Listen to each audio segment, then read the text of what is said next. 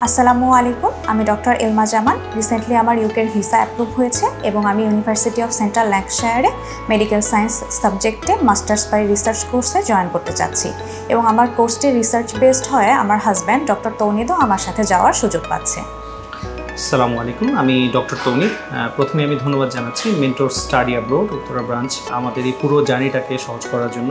আমি স্পেশালি ধন্যবাদ দিচ্ছি আমাদের কাউন্সিলর জাওয়াদ ভাইকে, যিনি আমাদের আজকের এই পুরো প্রসেসটাকে সহজ করে আমাদের আজকে ভিসা প্রাপ্তিতে অনেক সহযোগিতা করেছেন। এই মুহূর্তে আমি অ্যাজ এ স্পাউস হিসেবে আমি যাচ্ছি, কিন্তু ভবিষ্যতে আমার পরিকল্পনা আছে আমাদের ক্লিনিক্যাল সাইডে যে সাবজেক্টগুলো আছে সেই সাবজেক্টগুলোতে যদি কোনো অপরচুনিটি পেই তাহলে সেই ক্ষেত্রে আমার অপরচুনিটি গ্র্যাব করা।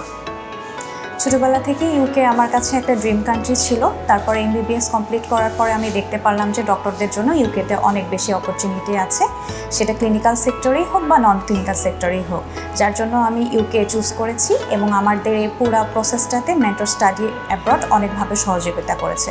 তো আপনারা যদি কেউ ইউকে যাওয়ার পরিকল্পনা করে থাকেন, you can visit them. Thank you.